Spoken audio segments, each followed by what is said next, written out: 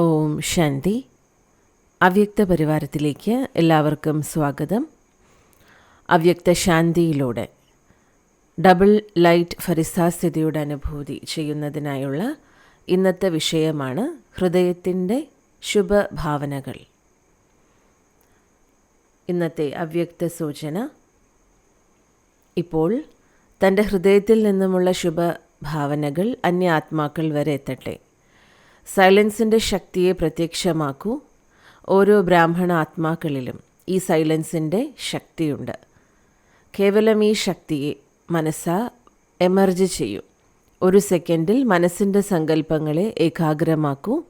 അപ്പോൾ മാലാഖ സ്വരൂപത്തിലൂടെ അന്തരീക്ഷത്തിൽ സൈലൻസിൻ്റെ ശക്തിയുടെ പ്രകമ്പനങ്ങൾ വ്യാപിപ്പിക്കാനാകും. ഇപ്പോൾ ഈ വിഷയത്തെക്കുറിച്ച് മോഹിനി ദീദിയിൽ നിന്നും കേൾക്കാം. ഓം ശാന്തി. എല്ലാവർക്കും ഹൃദയത്തിൽ നിന്നുമുള്ള ശുഭഭാവനകൾ നേരുന്നു. ചില സന്ദർഭങ്ങളിൽ ചിലരോട് നമുക്ക് ദേഷ്യപ്പെടേണ്ടി വരാറുണ്ട്, എന്തെങ്കിലും പറയേണ്ടി വരാറുണ്ട്. അപ്പോൾ നമുക്ക് ഹൃദയത്തിൽ നിന്നും ആ ഒരു ഫീലിംഗ് വരും. ബുദ്ധി കൊണ്ട് നമുക്കറിയാം ഞാൻ ഇവരെ പ്രതി ശുഭഭാവനകൾ നേരുന്നു എന്നുള്ളത്, ശുഭകാമനകളുണ്ട് എന്നുള്ളത് ബുദ്ധി കൊണ്ടറിയാം. പക്ഷെ ഹൃദയത്തിൽ നിന്നുമില്ല. ഹൃദയത്തിൽ കുറച്ചെങ്കിലും അംശം മാത്രം ദേഷ്യത്തിൻ്റെയോ ഫീലിങ്സ് ഉണ്ടെങ്കിൽ അത് ശുഭഭാവനകളല്ല. എന്തുകൊണ്ടെന്നാൽ ഹൃദയത്തിൽ നിന്നുമാണ് ശുഭഭാവനകൾ വരേണ്ടത്. പക്ഷെ പലർക്കും അത് സാധിക്കുന്നില്ല.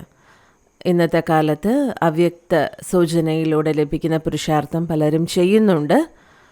പക്ഷേ സാധാരണ പുരുഷാർത്ഥം ചെയ്യുന്നതിലൂടെ ശുഭഭാവനകൾ, ശുഭകാമനകൾ നമുക്ക് ഉള്ളുകൊണ്ട് വരണമെന്നില്ല. എന്തുകൊണ്ടെന്നാൽ ഉള്ളുകൊണ്ട് നമുക്കറിയാം ഇവരിങ്ങനെയാണ്, ഇവരെന്നോട് ഇങ്ങനെ ചെയ്തില്ലേ എന്നുള്ളത്.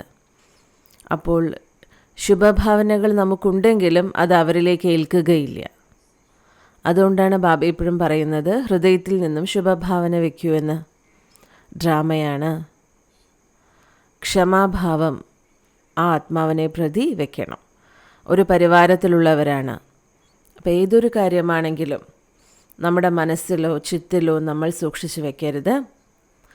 എന്തുകൊണ്ടെന്നാൽ എത്രത്തോളം നമ്മുടെ ഹൃദയം ശുദ്ധമാണോ, ആരെ പ്രതിയുള്ള എന്ത് കാര്യമാണെങ്കിലും നമ്മുടെ മനസ്സിൽ പാടില്ല. ഡ്രാമ അനുസരിച്ച് അതെല്ലാം സംഭവിച്ചു. ഭാവനകൾ വേണമെങ്കിൽ നല്ലതായിരിക്കും. പലതവണ ചില വാക്കുകൾ നമ്മൾ പ്രയോഗിക്കുന്നു. പക്ഷേ ഹൃദയത്തിൽ നിന്നും നമുക്ക് നമ്മുടെ പരിവാരത്തെ പ്രതി ശുഭഭാവനകൾ വയ്ക്കാതിരിക്കാൻ സാധിക്കുമോ? ഇല്ലല്ലോ. പക്ഷേ ചില സമയത്ത് പുഞ്ചിരിയിലൂടെ, ദൃഷ്ടിയിലൂടെ അത്തരത്തിലുള്ള ആത്മീയ സംഭാഷണം നടക്കാറില്ല. ഹൃദയത്തിൽ നിന്നുമുള്ള ശുഭഭാവനകൾ ഉണ്ടെങ്കിൽ ഇതെല്ലാം സംഭവ്യമാകും.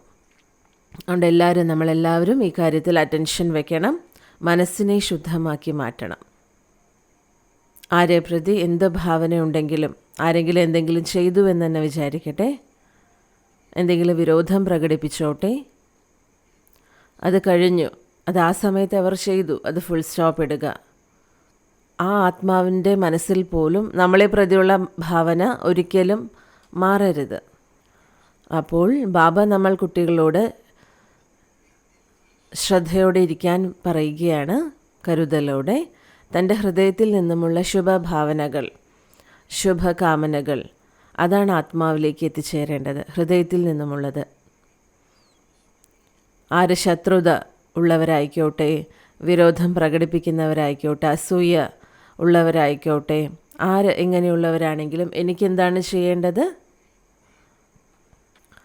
ചിലരുണ്ട് നമ്മുടെ കാര്യത്തിൽ തടസ്സങ്ങൾ സൃഷ്ടിച്ചുകൊണ്ടിരിക്കുന്നവർ. അങ്ങനെ ചെറുതും വലുതുമായ കാര്യങ്ങൾ സംഭവിച്ചുകൊണ്ടേയിരിക്കും.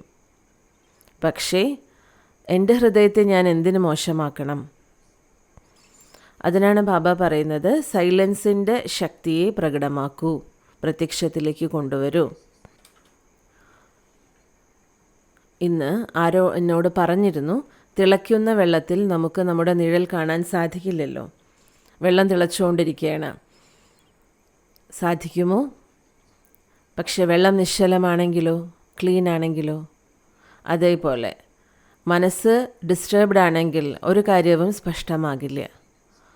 സൈലൻസ് അർത്ഥം അപ്പോൾ എന്താണ്? അശാന്തിയുടെ ഒരു അനുഭവവും നമ്മളിൽ പാടില്ല. ചില ആത്മാക്കൾ പെട്ടെന്ന് ഡിസ്റ്റർബ്ഡ് ആകുന്നു.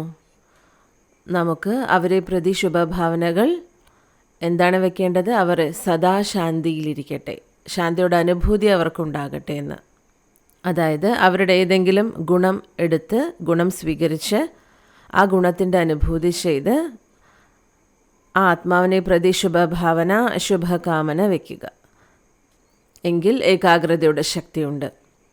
സൈലൻസിൽ ഏതെങ്കിലും ഒരു ഗുണത്തിൻ്റെ അനുഭൂതി ആ ഒരു സ്ഥിതിയിൽ തന്നെ ഇരുന്നു കൊണ്ട്, പരിവാരത്തിൽ ചിലരുണ്ടല്ലോ, ചിലരുടെ സ്വഭാവം കണ്ടു കഴിഞ്ഞാൽ നമുക്ക് എങ്ങനെ അവരെ പ്രതി ശുഭഭാവനകൾ അഥവാ ആശീർവാദങ്ങൾ വയ്ക്കാൻ സാധിക്കും? അങ്ങനെയുള്ളവരുമുണ്ട്. പക്ഷേ നമ്മൾ എന്തു ചെയ്യണം? ശാന്തമായിരുന്നുകൊണ്ട് ഒരു ഗുണമെടുത്ത് ആ ഗുണത്തിൻ്റെ സ്ഥിതിയിൽ നമ്മൾ സ്ഥിതി ചെയ്യുക, ഏകാഗ്രമായി. അതിനെയാണ് നമ്മൾ സൈലൻസിൻ്റെ ശക്തി എന്ന് പറയുക. ഓരോ ബ്രാഹ്മണാത്മാവിനും ഈ സൈലൻസിൻ്റെ ശക്തി ഉണ്ടെന്നാണ് പറയുന്നത്. ബാബ പറയുന്നത് ഓരോരുത്തരിലും ഈ ശക്തിയുണ്ട്. കേവലം ഈ ശക്തിയെ മനസ്സുകൊണ്ട് എമർജ് ചെയ്യൂ. അതേപോലെ ശരീരത്തിലും നമ്മുടെ വ്യവഹാരം, പെരുമാറ്റത്തിൽ, അതേപോലെ നമ്മുടെ കണ്ണുകളിലൂടെ, നമ്മുടെ മുഖത്തിലൂടെ എമർജ് ചെയ്യണം. ഒരു സെക്കൻഡിൽ തന്നെ മനസ്സിൻ്റെ സങ്കല്പങ്ങളെ ഏകാഗ്രമാക്കൂ. ഞാൻ ശാന്തസ്വരൂപാത്മാവാണ്, ഞാൻ പ്രേമസ്വരൂപാത്മാവാണ്, ഞാൻ പവിത്രാത്മാവാണ്. ഏതെങ്കിലും ഒരു സങ്കല്പം എടുക്കുക, എന്നിട്ട് അതിൽ തന്നെ സ്ഥിതി ചെയ്യൂ, ഏകാഗ്രമാക്കൂ. അപ്പോൾ മാത്രമേ നമുക്ക് ഫരിസ്താ സ്വരൂപത്തിൻ്റെ അനുഭൂതി വായുമണ്ഡലത്തിലേക്ക് വ്യാപിപ്പിക്കാൻ സാധിക്കൂ. ശക്തിയുടെ വൈബ്രേഷൻസ് വ്യാപിക്കൂ. അത് ശാന്തിയുടെ ആയിക്കോട്ടെ, ശക്തിയുടെ ആയിക്കോട്ടെ. നമ്മൾ ആഗ്രഹിക്കുന്നത് എന്താണ്? നമുക്ക് ചുറ്റുമുള്ള അന്തരീക്ഷത്തെ പരിവർത്തനപ്പെടുത്തണം.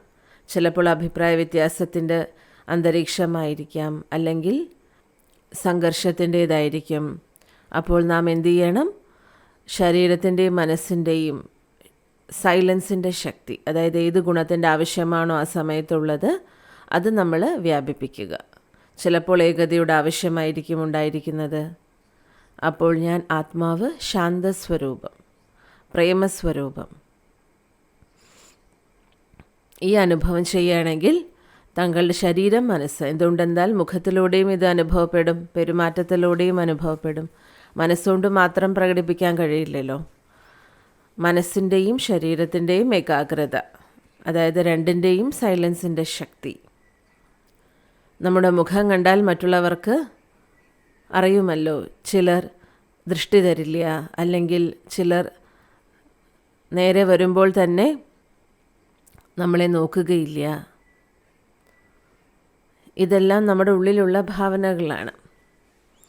അതിനാൽ ഏതെങ്കിലും ഗുണം സ്വീകരിച്ച് അതിൻ്റെ അനുഭൂതി ചെയ്ത് അന്തരീക്ഷത്തെയും പരിവർത്തനപ്പെടുത്തൂ.